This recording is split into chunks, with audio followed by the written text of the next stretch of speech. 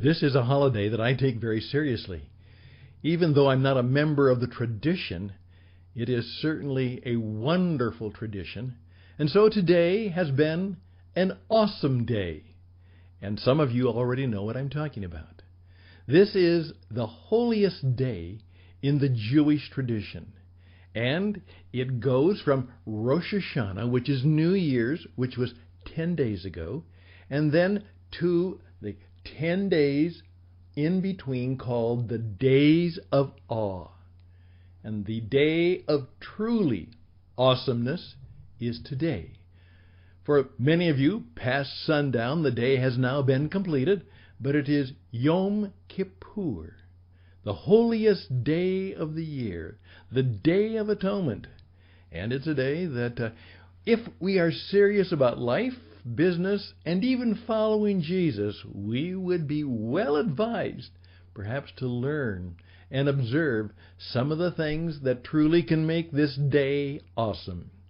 And with your permission, just a little bit of time this evening and perhaps floating into Thursday morning, could I just visit with you about perhaps what it means to be awesome as a Jesus entrepreneur? We'll start that conversation right now. He careth for you. He careth for you.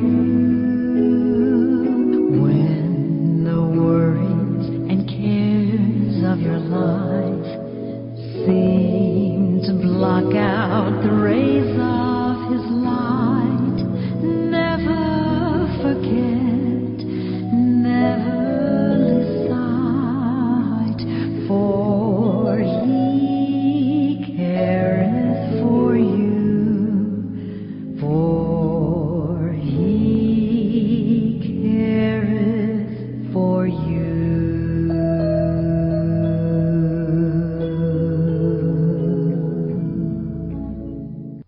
And indeed, we are back.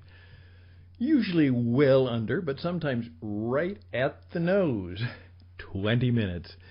For a Jesus Entrepreneur podcast, a radio on-demand program, we call it the Jesus Entrepreneur Experience, brought to you by tcenglobal.org. That's the Christian Entrepreneur Network.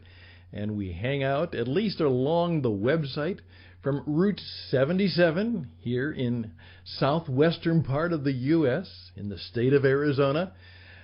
We hang out at tcenglobal.org, and I would invite you to check us out. We are going and growing with more and more things to help you make your mark in the entrepreneurial, enterprising way of life, and to do so as a Christian entrepreneur. And more people are coming into our fold and joining us. Most of you will now have the opportunity to be more and more on the radio. And I'm going to be telling you about how that can happen.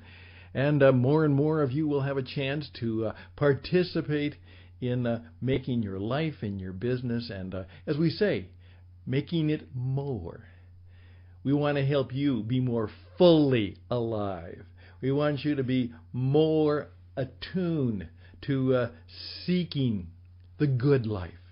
We want you to be more able to build a great business. We want you to more and more kind of expand your brand and territory that will serve not only you and your family, your community, your church, your place of worship, even the common good of all. And most importantly, it'll be something that will be to the glory of God and make Jesus smile. All of these things are coming together on a very unique day. I've always had a fascinating tradition, maybe is a better way to put it. Even though I have been a Christian almost all of my life, ups and downs and backs and forth, and full of doubts, full of dread, full of great anticipation.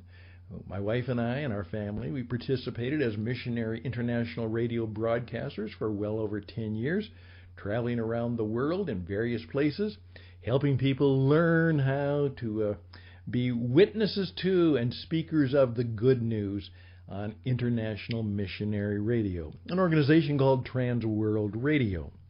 And of course, radio is one of my first loves, and so at this stage in my life, as the Christian entrepreneur, one of the co-founders, I'm back at it doing internet radio. And as I point out, the point of it all, things have changed profoundly when you think about it. I had a friend who just recently, well, a number of years ago now, just retired from Northwest Airlines, where he had been a pilot almost all of his career. It's now Delta Airlines as the airlines merged. And I remember him saying to me, Stan, the first plane that I actually flew, he said, I actually was one of the pilots who was flying the last of the DC-3s. When I started out with the airline that eventually became the airline, I flew a DC-3. I said, well, that's amazing. He said, yep, it had 24 passengers. And he said, the last plane that I flew was a 747 that had over 400 passengers and 24 flight attendants. Can you imagine the difference in just his life of what changed? And I think about that because I was involved where radio was, big towers and transmitters and all kinds of powerful things. And it still is. And it still is used that way. But now, more and more radio, or sometimes people simply call it audio programming now, though radio is still the term we need to use because that just makes me feel better. I love the idea of radio. And what happens is, here I am with a Mac computer with a modest but a very, very effective microphone. With a little bit of software, I can come to you and you can listen to me, pass me on, listen later, truly on demand. Radio is now moving to the point where everybody can have a radio program. They can have their own radio station.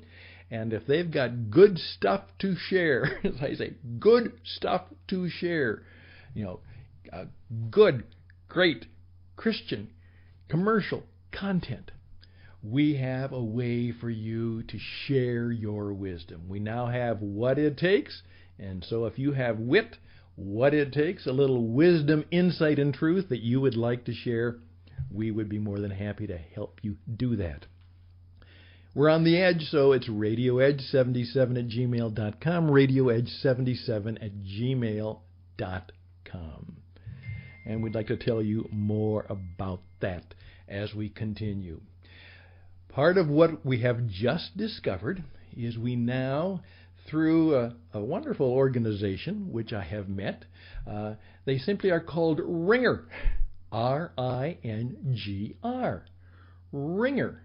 And these are a group of Christian entrepreneurs, broadcasters, who have now invented a wonderful piece of software which allows me to reach out to you, and I can do my radio. All you have to do is either pick up a microphone on your computer or pick up your smartphone, and we can talk to you. And we can record it, of course, with your permission, and it will be incredible sound. It will not have all that flat and crusty sound of a phone conversation. It sounds just like we are talking together, right together in the studio. And we can have that technology, and you can have that technology, and we'll tell you more about it. It is literally changing things. And so you don't even have to worry anymore. You say, well, Stan, how could I be on your radio program? If you have a microphone in your computer, or put one there. If you have a relatively recent, within the last 4 or 5 years perhaps, smartphone, we can make that happen. You will be recorded. It will be world-class recording. You'll sound great. Our editing team will make you sound even better. And you will be able to tell your story and share your wisdom, insight, and truth on the radio. So I hope you will make a thought about that. And I just got as you heard, a text message from a gentleman who I will be interviewing on the radio. Same way that I just told you about, and we'll be doing that in just about 1 hour. My little grandson had the day off today.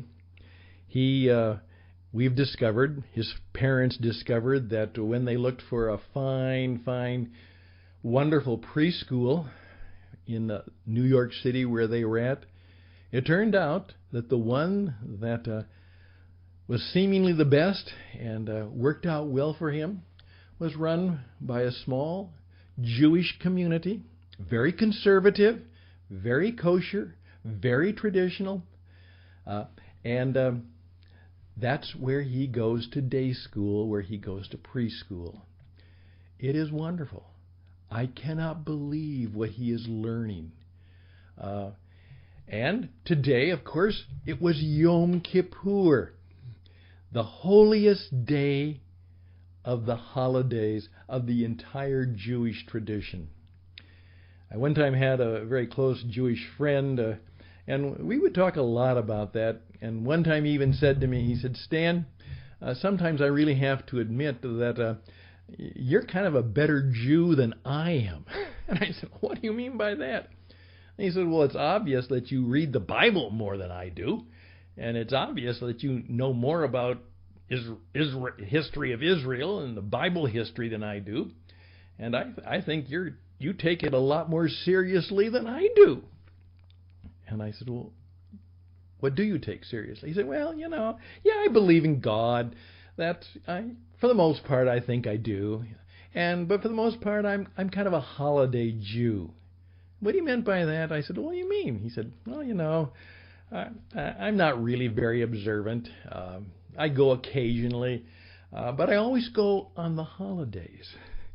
And of course, that meant that he would probably be in the synagogue. He would be at meetings for Rosh Hashanah, the New Year's Day, and of course, he would be there today for Yom Kippur, the holiest day of the year.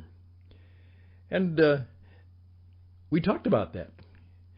And when I talked about that, and when I told him a little bit more about it, he remembered some of the things. And he said, "Yeah, Stan, maybe you and I should talk more about that sometime." And we will. And I'd like to tell you just a little bit about what it means as I understand it.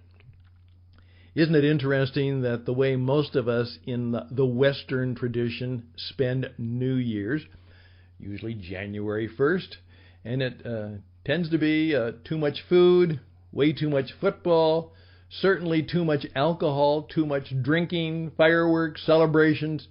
It's just kind of a party time. And obviously it's a rousing, browsing time. And obviously some people take it kind of seriously, and they actually do make a few New Year's resolutions. But what Yom Kippur is all about is this is when you're supposed to be very serious about taking an emotional and spiritual and relational audit of your soul. That's the best way to describe it. As one guy would said, it's kind of like Bugs Bunny. What's going on? What's up, Doc, with your soul? He said, if we take it seriously, we do that. We're thinking about it between Rosh Hashanah, the days of awe. And I will tell you that I oftentimes during these past 10 days, I pray that God will do something awesome for me or with me or give me the opportunity to do that. And I can't say that has always happened, but it has happened.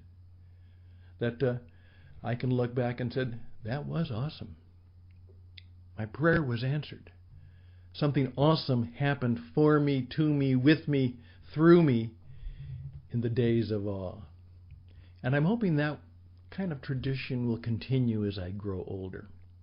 But what we're supposed to do is not only to audit our soul, but then we're supposed to say, okay, at this time, and here we go, at this time next year, what will be different? When I face this holy day next year, what will be different in my life? Will I be more mindful? Will I be more serious in my soul? Will I enjoy the presence of God more? Will I be more connected to Him? Will I be more soulful come next year? More and more I'm discovering that the men and women who are taking their faith seriously and taking their business seriously are realizing that we have to be even more serious about the state of our soul. There is so much going on. There are so many difficulties. I was so grateful for this software which allows me to make my job better and easier, and I thank the gifted God and the gifted people who are going to make that possible for us to use this new technology in better and simpler and more effective ways for our life and for our business and hopefully for the glory of God. Thank you to the good guys at Ringer who are making things better for those of us who are radio talkers and walkers and people who are trying to do well in our communication. That's good stuff. But I do want to encourage you as we bring this day to an end, just simply to say, all right, life is short. It truly is. And obviously, it's 1 year shorter. And we wonder, will we be here next year? Right now, my dear wife is visiting and helping a dear friend go to the doctor who everything was going great in her life. I mean, she really had it going well. Everything was going well. But about 3 weeks ago, that's right, all of a sudden what was thought was to be a little bleeding, and now we have a major case of very virulent cancer. And we're doing all we can in thoughts and prayers and help to see how we can be useful and helpful as she goes through the valley of the shadow. And she hasn't been very faithful, and she admits it. That's not been her thing. Now my wife has suggested that she read Jesus Calling every day. And the friend admits, never thought I would read that stuff, but it really has been good for me. Well, maybe that's what the days of awe are about for Karen and I this year, that we will try and do something awesome for a woman who has found life is kind of awful right now. And maybe you know something of that in your own life. And maybe your call today as an entrepreneur is to create something awesome for somebody who is perhaps going through something awful.